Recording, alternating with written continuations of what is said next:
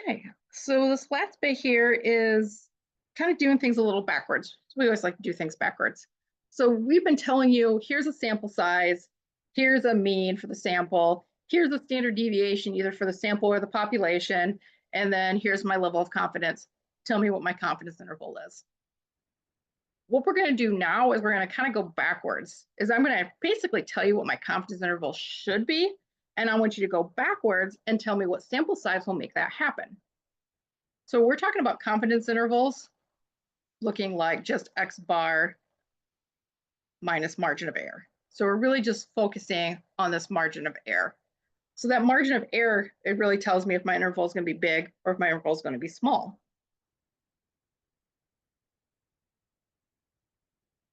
All right, let me make this a little smaller because I'm going to write here in the margins in a second. So we would rather have a small margin of error than a large one in order for our confidence interval to be very useful, because we like it to narrow in and pinpoint a population mean for us, not give us this like ballpark, that has this big range I can look at. It's kind of useless. We want something that is narrow and useful. One of the ways we can make that happen is reduce the level of confidence, but then we're going to miss that population mean a lot more. So another solution that we have that kind of maybe is the best of both worlds in a bit is we can reduce the margin of error. So we make that margin of error smaller, we make that confidence interval smaller. And we can change margin of error by increasing sample size. So either we change the critical value by changing the level of confidence, so that z-score, or we can't really change the standard deviation. We're given that, we're stuck with it, but we can change the sample size. So we can make that sample size larger. And when that happens, that makes the standard error get smaller because I'm dividing by larger numbers, it gets smaller. It's like 1/2 versus 1/4 or 1/8. The bigger that bottom number gets, the smaller the fraction is. All right. So when we talk about margin of error, so I'm not going to use this alpha here. I'm going to shorthand it. Margin of error is the z-score times sigma divided by the square root of n. We're going to simplify it. That's just z times sigma over square root of n. That's another way I can write that. I want n by itself. So one of the things we need to do is we need to get it out from in the denominator. So we multiply both sides by square root of n. So I would have square root of n times m equals z times sigma. Let me fix my square root there. My pen got a little out of control there. Well, we want n by itself, so if I divide by m, I have square root of n is going to be z times sigma divided by m. And if I go one step further, n, if I want it, it's got a square root. To undo the square root, we square. So we would have n times, I have to square both sides, n is equal to z times sigma divided by m, and this whole part is squared.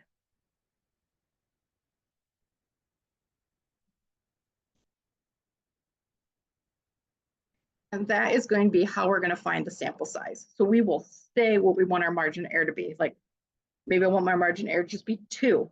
Well, I can go backwards and figure out what that z-score needs to be. Figure out what that sample size needs to be to make that happen. So there's a few little caveats to this. So if the standard deviation is known, so sigma is known, population standard deviation sigma is known, then the necessary sample size n is just found simply with that. In the case where the population standard deviation sigma is not known, and S is reasonably close to sigma for large values, so we just assume it is, given a large sample, that is n is greater than 30, the necessary sample size is going to be z times s instead of sigma divided by m, and then we square it.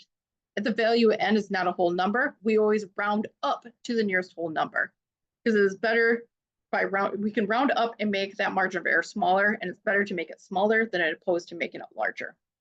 And there's no problem adding just one more item to my sample. We like bigger samples.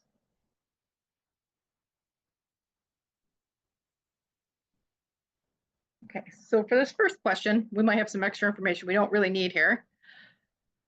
Scientists want to estimate the mean weight of mice after they have been fed a special diet. A sample of 30 mice, so at 30 mice, sorry, 60 mice, so n equals 60, have been weighed, and we find that we have a standard deviation for the sample of 3 grams. So this one gives us an S, not a sigma. We know that our confidence, we want to estimate the number of mice that must be weighed for a 95% confidence interval. So my confidence level is 95%. To have a margin of error of 0.5. So my M is 0.5. So N is greater than 30. That is big enough to say that S is close to sigma. So I can use N is equal to, that's why we need the sample size here, just to make sure it's over 30, that N is going to be equal to the z-score of alpha divided by 2, so that critical value, times S, because we don't have a population standard deviation, we have a sample standard deviation, and then this is going to be divided by the margin of error. And then after we do all that, we're going to square it. So this is an S, by the way. Okay, so we already know that if my confidence level is 95%, that was one of the things on my chart, the z-score, there's going to be 2.5% left in each tail, but the z-score is 1.96. So we have 1.96 times S, which is 3, divided by my margin of error, which I said I want to be 0.5. And after I find all this, I'm going to square. I'm going to make this an X so we can see it. We're multiplying, not another decimal.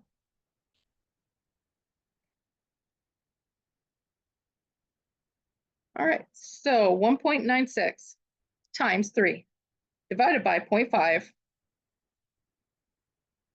that is going to be 11.76. So you might be tempted at this point, go, oh, well, my sample size needs to be 12. Don't forget you need to square. That's usually the biggest mistake, is forgetting to square. So when I square, I'm actually getting 138.2976. So we are going to round up to 339. So we need a sample size of 339.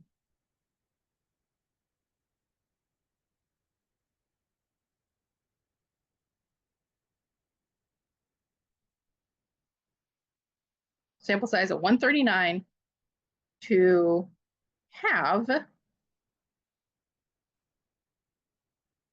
a margin of error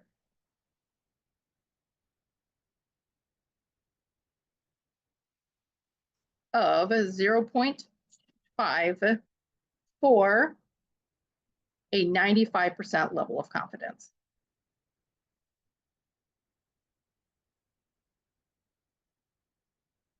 So we have guaranteed that we're still going to have a high level of confidence at 95%, but my margin of error is not going to be that big. So we're going to look at these mice. So they're averaging maybe 3 grams. We're not really sure. Sorry, we know that their standard deviation is around 3 grams. We're not sure about the size of the mouse. So a margin of error of 0.5 grams is a pretty small margin of error when you have that standard deviation. So like I said, we're just like going, all right, squeeze this interval in as much as we can. All right, so this case, IQ test is designed to have a score that scores that have a standard deviation of sigma is 15. So we know sigma. I don't have to worry about sample size here. And I know that N is just going to be my z-score divided by, multiplied by sigma this time, divided by M, and it's squared. So I do not have to test the size of the sample. A simple random sample of students at a large university will be given a test in order to construct a 98% level of confidence for their mean IQ of all students at the university. How many students must be tested so the margin of error will be 3 points? So we want margin of error to be 3, and our confidence level is 98%. So I'm going to go have to find a z-score here in a little bit. Just a reminder of what we're doing. So 98 is in the center, and we need z-scores here. Alpha is going to be 1 minus 0.98, or just 2%, 0.2. Half of that is going to be 0.01.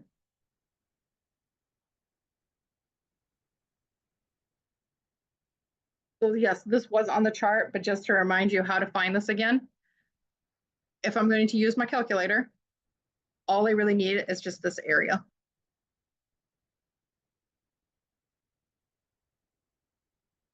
So if we go to second vars, it takes me to my distributions. So we are looking for a z-score, so we use number 3, invert normal standard curve. And that area was 0.01. And we're just going to keep doing it to the left because that's what everybody's calculator is probably going to do. Or not everybody's, but a lot of you are going to have one that just does left.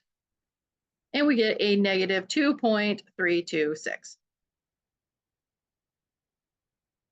So we know that z of 0.01 will be a positive 2.326.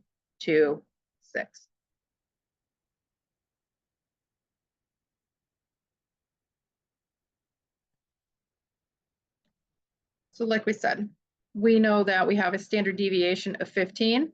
We know the margin of error that we would like to have is 3 points. Because we have sigma, we don't need to worry about what the population size was to get a standard deviation or any of that stuff. We just need to worry about what is my z-score, what is sigma, what is my margin of error. So we got 2.326. Sigma is 15. And we're dividing by 3 because we want to make sure my margin of error is only by 3 places. And then don't forget this needs to be squared in the end. So 1.326 times 3 divided by, times 15 divided by 3. So just multiply by 5. This is about the same as the last one we had. So this one is actually 11.63, and we square that. And when we square that, we're going to get 135.2569. So my sample size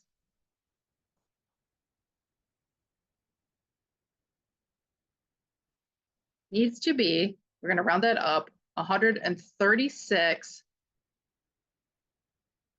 to have a margin of error